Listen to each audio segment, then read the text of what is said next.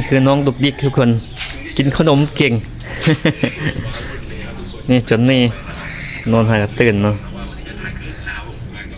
ส่วนหลายเด็กน้อยเขตชนบทก็จะนิยมกินอาหารของไทยเนาะเครื่องอุปโภคมาจากเมืองไทยส่วนหลายก็เป็นข้าวนอกขนมจะจากไทยหมดพี่น้องไข่ลูกนั่นก็มาจากเมืองไทยเนาะเป็นหมี่ไวๆก็มาจากเมืองไทยขนมนี่ก็มาจากเมืองไทยนะพี่น้องเนาะขายอยู่ที่ลาวน่าจะ 5,000 กีบหรือว่า 3-4 บาทประมาณยาสะหัวก็เป็นของไทย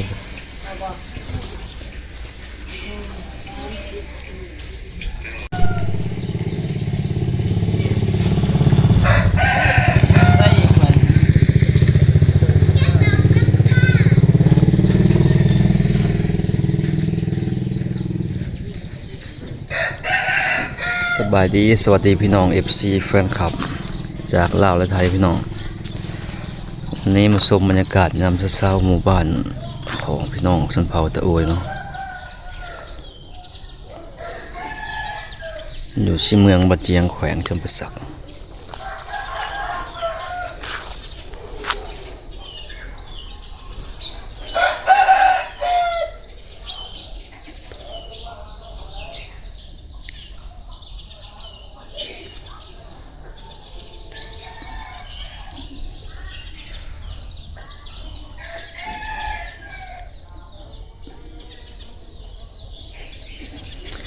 บรรยากาศยามเช้าพี่น้อง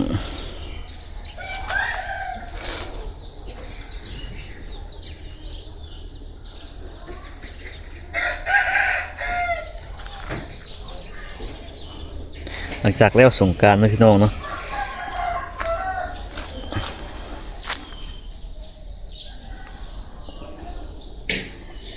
เงียบเงาแล้วสงกรานต์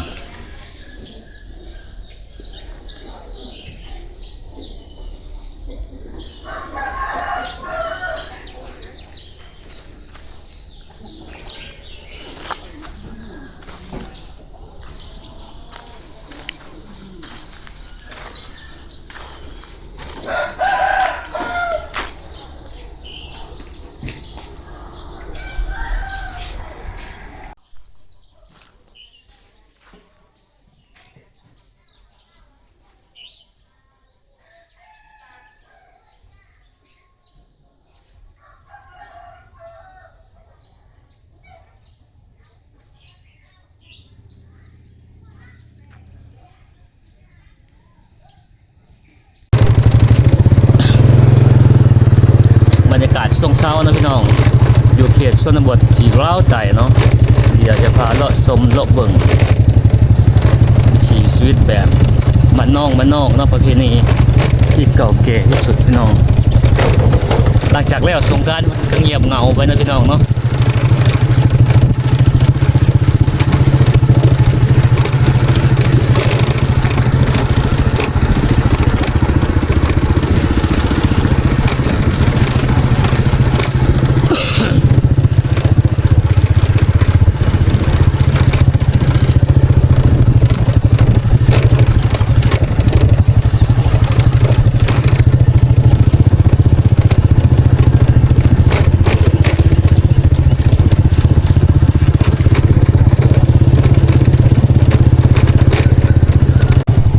เจ้าก็จะออกไปเฮ็ดห้วยสวนกับเจ้าพี่น้อง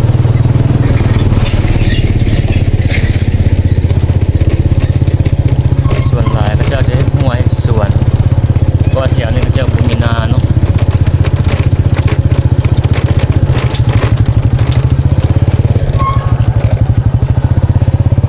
โอ้ย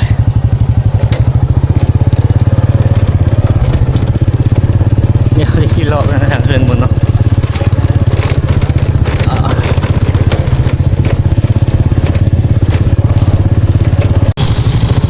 เราเข้าไปเบิ่งข้างในนะพี่น้องเนาะ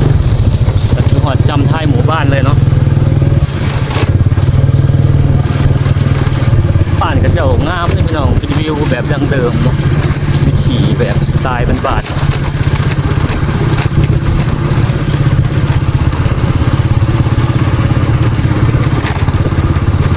อากาศดีตอนเช้ามื้อนี้เนาะ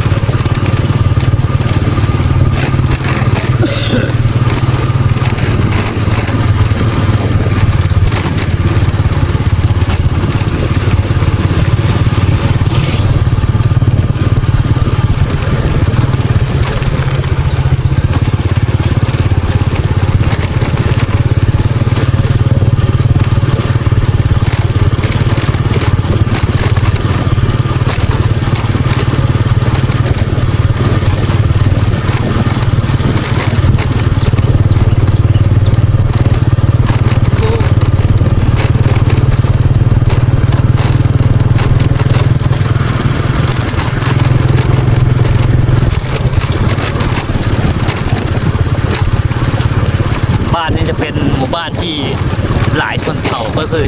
สี่ชนเผ่าพี่น้องก็คือชนเผ่าเนี่ยเหินชนเผ่าละแวชนเผ่าเจงชนเผ่าโอ้ยเนาะสี่ชนเผ่าอารักเผ่าอาคาเนาะแต่เนาะ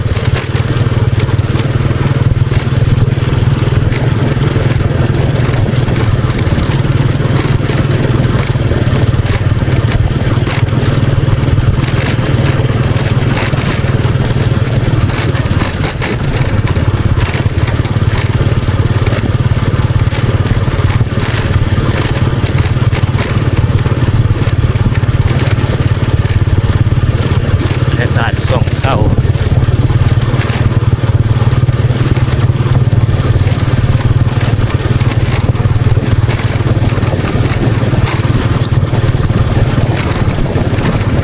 ตอนนี้จะเป็นบ้านจัดสรรใหม่ที่เขาเจ้าออกมาจัดสรรใหม่นะเพราะว่าทางฝั่งลาวดินอาจจะแพงแล้วมันจะเป็นหมู่บ้านจัดสรรเนาะหมู่บ้านจัดสรรใหม่เป็นหลังงามพี่น้อง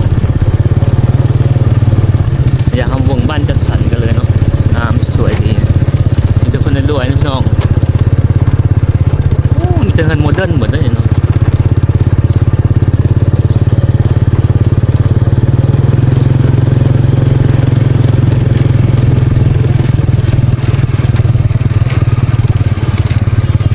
นี่จะเป็นแบบโมเดิร์น